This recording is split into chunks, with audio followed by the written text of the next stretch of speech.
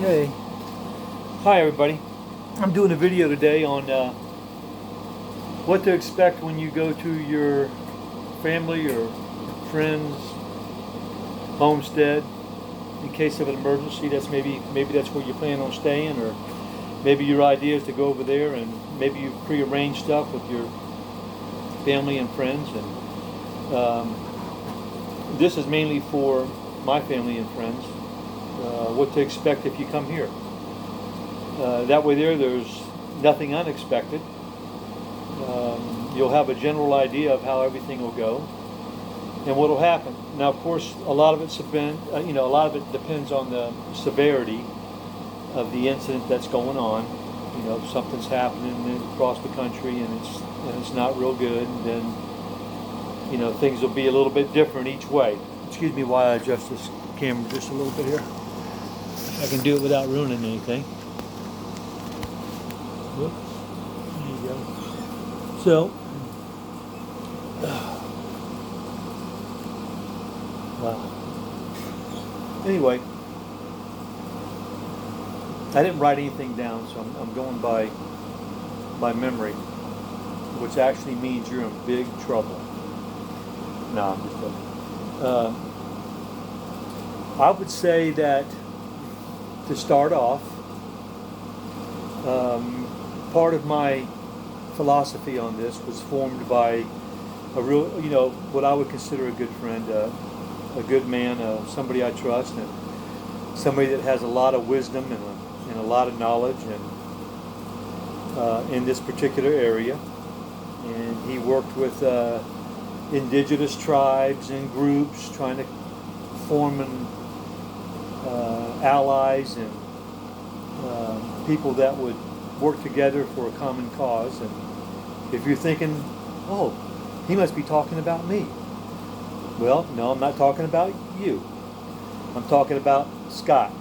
Scott, thank you for your information and the time that we spent together and the things I've learned from you. I wish I'd have spent more time with you. Maybe I'll still get a chance to. Anyway, he's a special forces guy, and I don't know how many years, a lot of years. I think it was more than his home away from home. Several tours in Afghanistan and Iraq and who knows where else. But he's a lieutenant colonel, retired now, I think. But he happens to be a neighbor not too far away. But anyway, this philosophy that I'm going to share, really I got from him when it comes to people coming around. And I always wondered how I would react or how I would do things. And he come up with just a simple way. And that's that if your group comes, if it's 2 or 3 people and we've already decided you can come, then whoever the leader is, whoever the spokesperson is, whoever the individual that's been elected or presumably in charge of the people that are coming, whether it's 3 or 2 or 1 or 5, whatever, that leader is the one that's responsible for the group. If there's a problem in the group, I'm not going to go to the individual. I'm going to the original leader that we predestined to be the original leader. And I'm going to talk with him and I'm going to ask him to deal with the problem. So I want you to think about that. If you're in that position and I come to you and say, hey, we got a good relationship with the neighbors, but the kids are going out by the road and throwing rocks at the cars. Could you deal with that, please? Or, one of the teenagers are sneaking off at night and they're partying and they're bringing their friends over into this area, which might be compromised, and we can't have that. Deal with it. So those are just some examples. I just want to, for some reason I've always had security at the forefront of everything I do. That's just the way I am. That's the way I've been, that's the way I've been for years.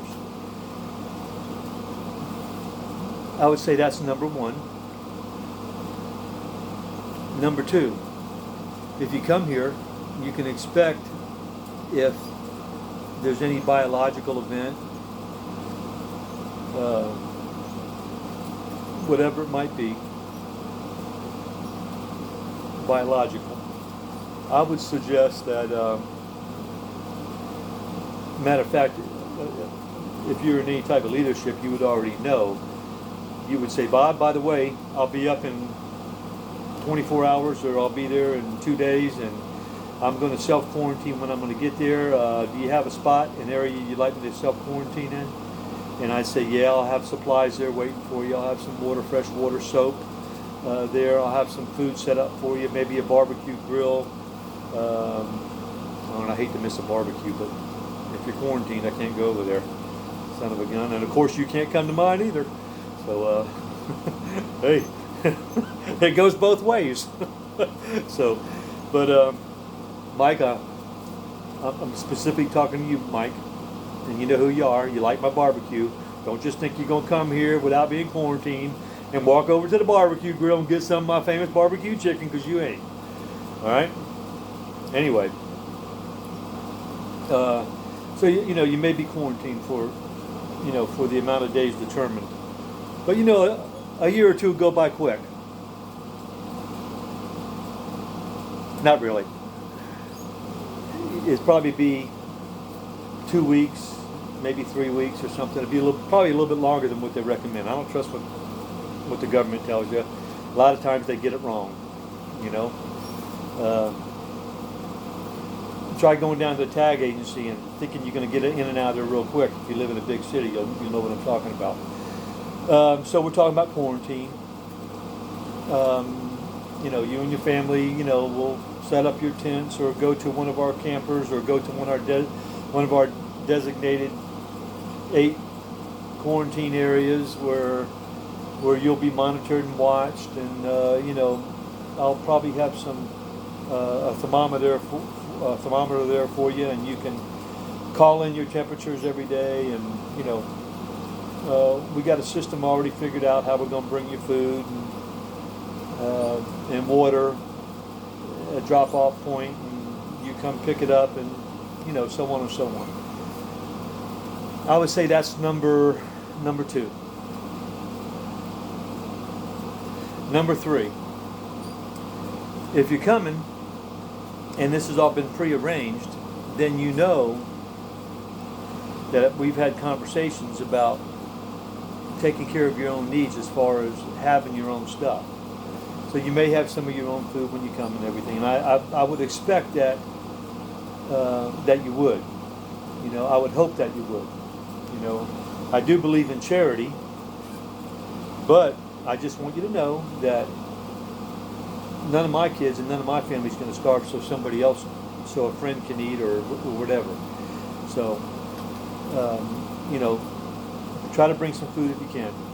If you're a family member and you're all the way aunts and uncles and cousins and all that, don't think we haven't had this conversation before. Don't think you haven't sat around the table and talked about it yourself, about preparing and putting stuff away. And now some of y'all, I'll bring it up, and I see your eyes roll, and you got your own idea of how life's going to be, and so do I. And listen, over the years, I've gone fishing, I've gone hunting, I've gone camping, I've gone on trips with Nancy. We've done some neat things. But the whole time we were doing that, there were some times where we didn't go and do them things. And the reason we didn't go and do them things, the reason we didn't eat out as much, and the reason we didn't go here and go there and go on vacations that much, was because we were doing our due diligence and preparing for times like this. Now, I'm going to tell you, ever since the beginning of time, man has put up food. Man has put up food. They've grown gardens. In that gardens, they planted, they tended the garden, they pulled the weeds, they waited on their next crop, and then as it progressed, then they learned how to dry meat and smoke it, and put it away for long journeys or trips across a desert or plain or through a jungle, or how to dry out fish or salt fish. And so all these all this preparing stuff isn't nothing new. This last couple generations is the first time where they have on-demand service where people haven't done that. They think it's always going to be there. They're never going to have to worry. Everything is on demand. Well, I'm sorry. I'm sorry, but I think that's over with. I hope I'm wrong, but even if it ain't over with, you need to prepare, because there may come a time when it is going to be over with. This may not even be the big one, you know. Maybe multiple things. You never know. So I just want to encourage you guys to bring some of your own stuff. Bring some of your own food. Bring some of your own water purifiers. If you're watching this video, and we've talked recently, I probably talked about food, but one thing I didn't talk about is rainwater collection.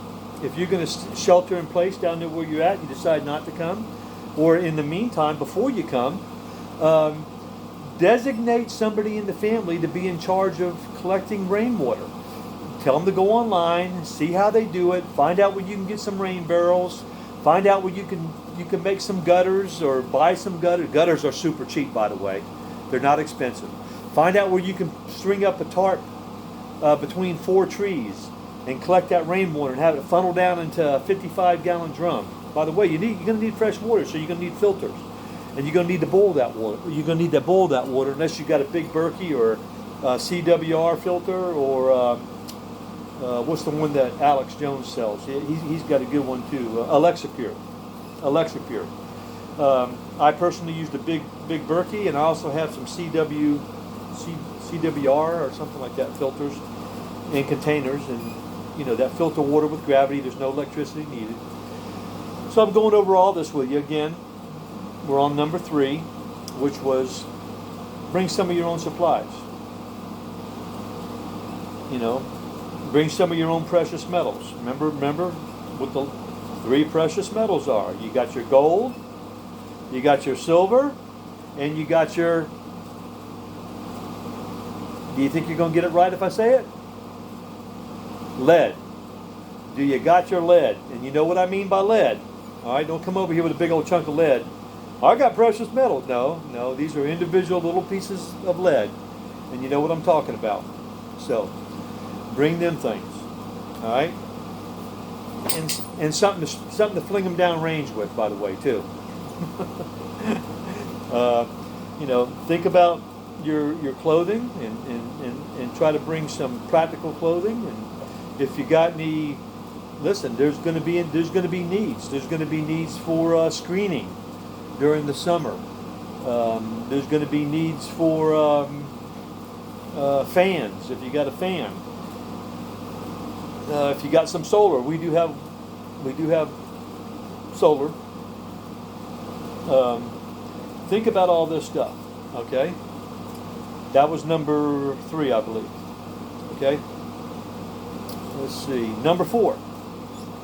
Number 4 is many hands make light work. Okay, that means that everybody that comes prepared to pitch in. Okay? If you want to see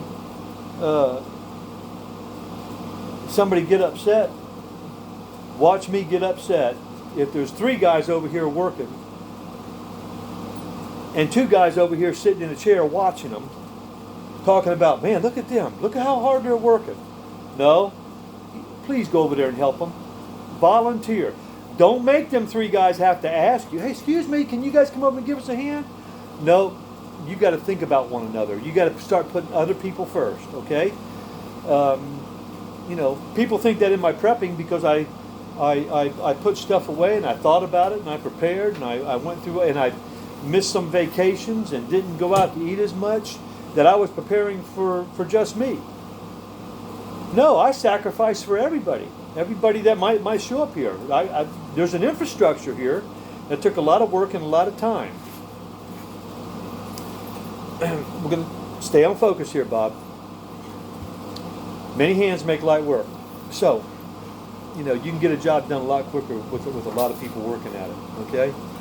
And I just want to encourage everybody to have that type of attitude that, hey, you know, um, I heard a lady post something on a prepper website for, where people were talking to other people about finding prepper groups and how to join a group, and the lady said, nothing excites me more than hard work.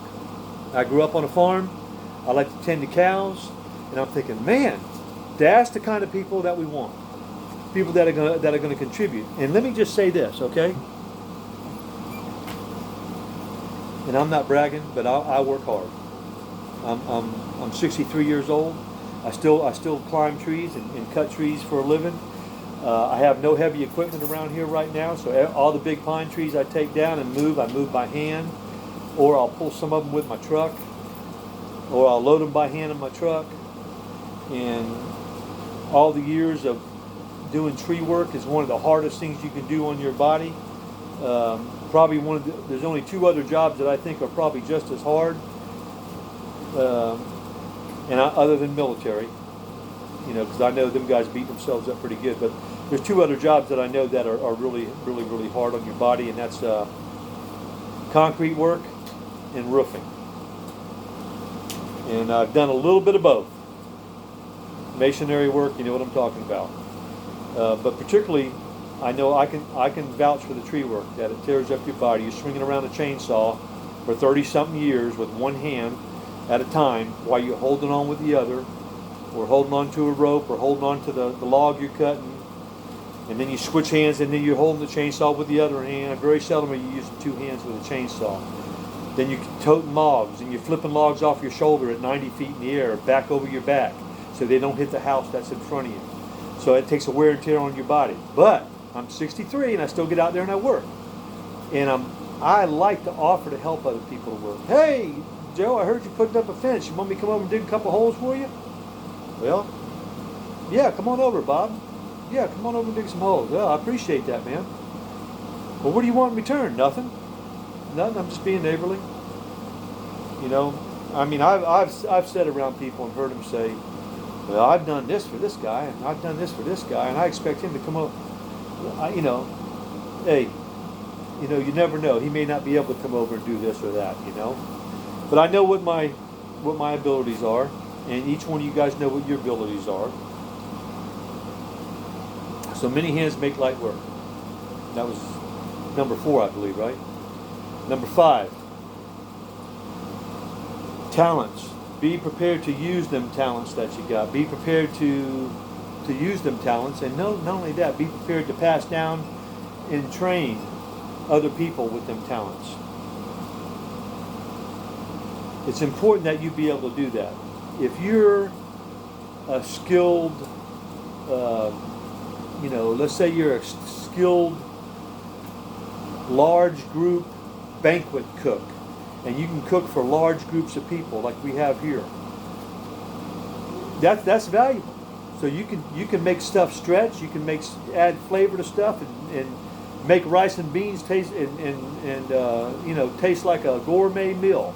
So you need to train somebody. And let me just say this: the reason why you never know, you could get sick, something could happen. Maybe we just got tired of your crap and decided to get rid of your ass. No, I'm just joking with you. We ain't gonna get rid of your ass. But the rear end, you know what I'm talking about. But the idea is that you would prepare somebody else to be able to step in and help you as group grows. We're not all loners here. We can't do it ourselves. Try standing guard and getting for a month with just you and your wife, maybe protecting your garden and still trying to get sleep. Yeah, it won't work. Your fatigue's going to set in. You're going to be sleeping on guard duty, and that's just that. So think about your talents. Figure out what they are, and make sure you use them in the group. That was number 4, right? Or 5? 5? That was number 5. My wife's over there shaking her head. 5. All right. Number 6. I told you I don't want have to nag people or tell people this or tell people that. But really, there's only, I want everybody to have their liberty and freedom to do what they want, but I want them to be wise. In the event of a all-out catastrophe, you know, if it's biological, things are different than if it was Civil War. Biological, we might send one person to town at the beginning because we don't want to risk infecting a bunch of other people when they come back. One of the things we'd probably do is we'd probably train them for a day or two. And then, okay, and on the third day say maybe, okay, we want you to pretend like you went to town and we're just going to watch you throughout the day and see if you can keep your hands away from your face, you know? Because if you contact it and you bring it home, then it's not good for us. We'll have a trained medical personnel that we already have here, train you how to put on a mask and how to wear gloves and, you know, and all that stuff, you know. After you come back, we probably, if you pass the test and you do everything real good for a whole day, we notice you're not touching your face or picking your nose or scratching your butt. Whoop, sorry about that. Then, you know, then we'll say, okay, yeah, this guy don't need to be be quarantined. He's got it down pat. Let's send him out. But that's for biological. That's the worst case scenario, the worst of the worst. Something probably even worse than the flu we got here now. But I'm giving you a sense, an idea of some things to think about, okay? Because all of a sudden, you know, you get here and some kind of event like that happens where it's just out of control for the whole nation, then, you know, but everybody wants to go out. Oh, I want to go to the store. I want to go up and see a friend here. I want to go socialize over here. You know, being the person that would actually have the final say-so, I'm sorry. I'm going to say no. Now, you can always go off and start your own group. That's fine. Go do it. Go do it. Don't give us a problem. We love you. We care about you. The things that we do here are for your own health. Number 7. If you have a severe drug or alcohol problem, try to get that cleared up before you get here. Okay? Now, I understand, you know, there may be some exceptions where somebody might want to have a glass of wine or something. You know, I understand. Or have a beer. Don't do it on guard duty. Don't do it on watch. Don't get sloppy drunk. And believe me, at times like I was just talking about, severe times, you want to be on your wits end. You want not wits end. You want to be up here. You want to be on level 11. If 10's the highest, you want to be on 11. You want to be the person that is tuned in. Your senses are heightened. You are ready. And listen, it becomes exhausting. I understand that. You'll get a chance to sleep. But when you're awake, you want to be at that level.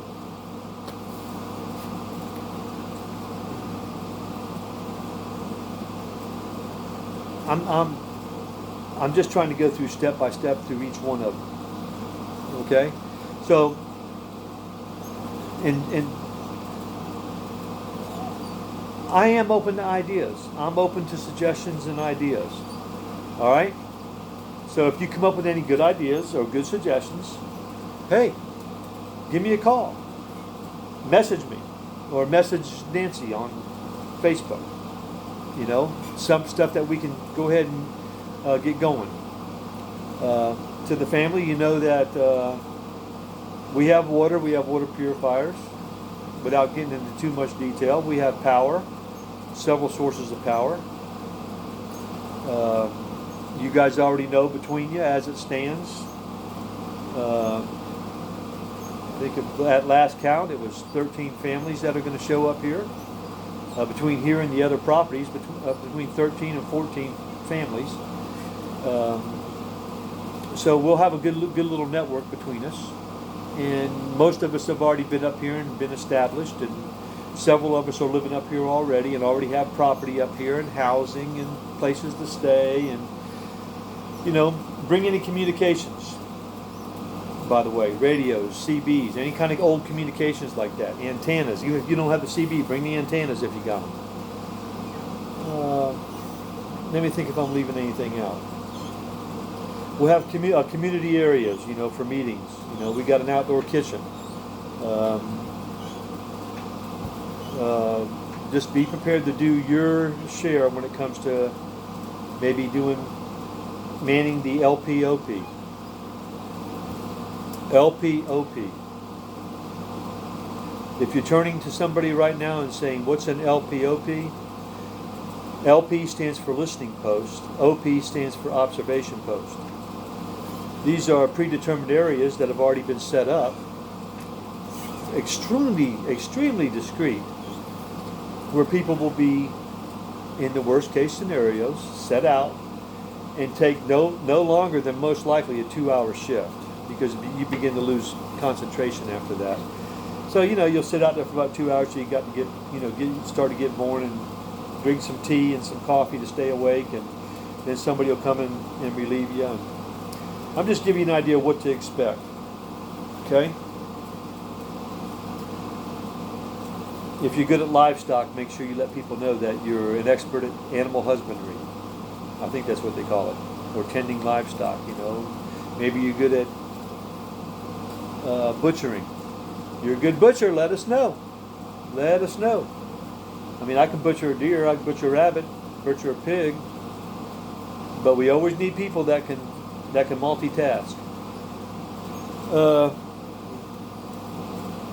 Let me think if there's anything else. That's pretty much, if you have people that have medical problems, try to get a hold of me now, because I have some great ideas for you. I have some websites where you can order 90 days worth of prescriptions. Most people won't give you but 30 or 60 days. There's pharmacies out there that are online that I've found that if you got diabetes, or if you got thyroid problems, and you're going to lose it without your thyroid medicine, we got something for you. We got a website that you need to start. You need to order it right away. We don't know how long it's going to be there. That's why. Anyway, I'm going to wrap this up here. My next video, I'm going to be doing a video that probably is more important than any video I've done yet. These videos that I've done are about staying alive and existing and going on with some kind of normalcy in your life and being able to enjoy yourself and the family. By the way, we do have entertainment here. We got people that sing and dance. And matter of fact, if you haven't heard me sing, you have been missing out. I get out there and them coyotes start to howling when I get to singing. It's the darndest thing you've ever heard. Even my dog starts to howl. But we got horseshoes. Yeah, that's right. That's right. We got horseshoes. Anyway, bring some board games if you got them. But the next video I'm going to do is about keeping another part of you alive, about your soul. So think about that. I got some good points that I want to share with you on that. That's one of the things that we really encourage here is each individual have a relationship with our Lord and Savior Jesus Christ.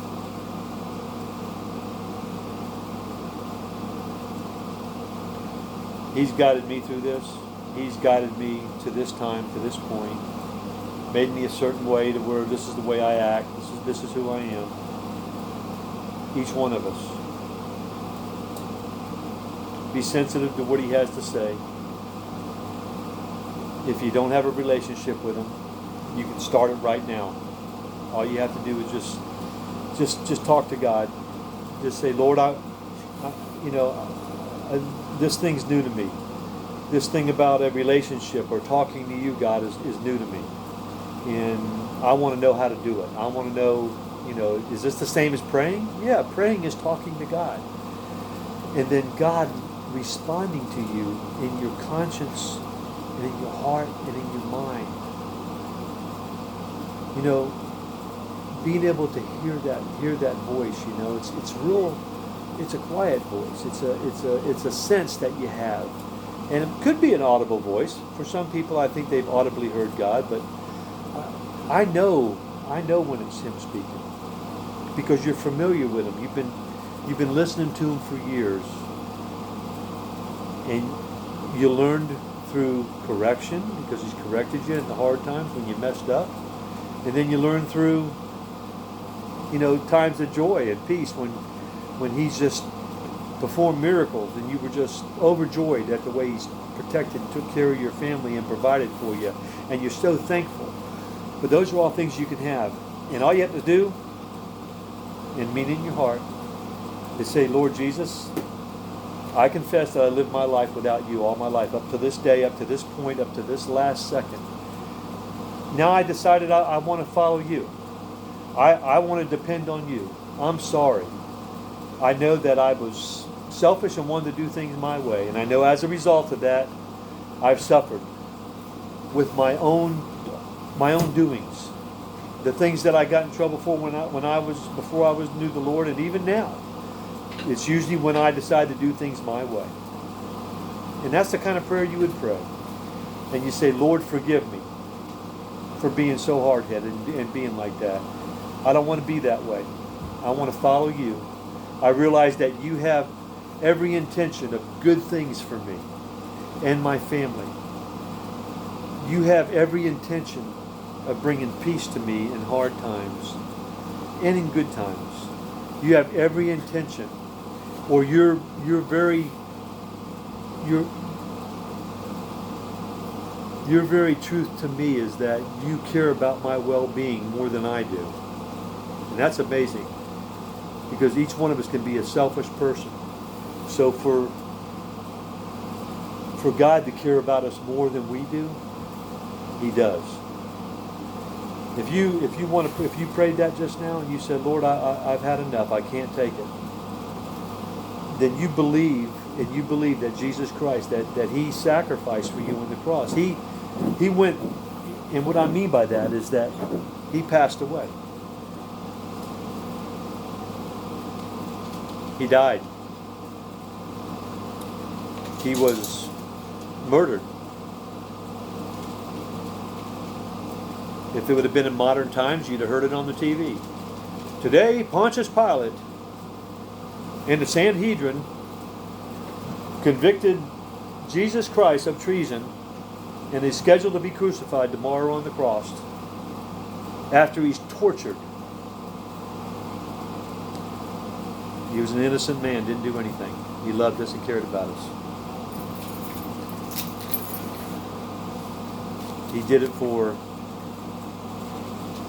Tom, Jeff, Larry, Bob, Frank,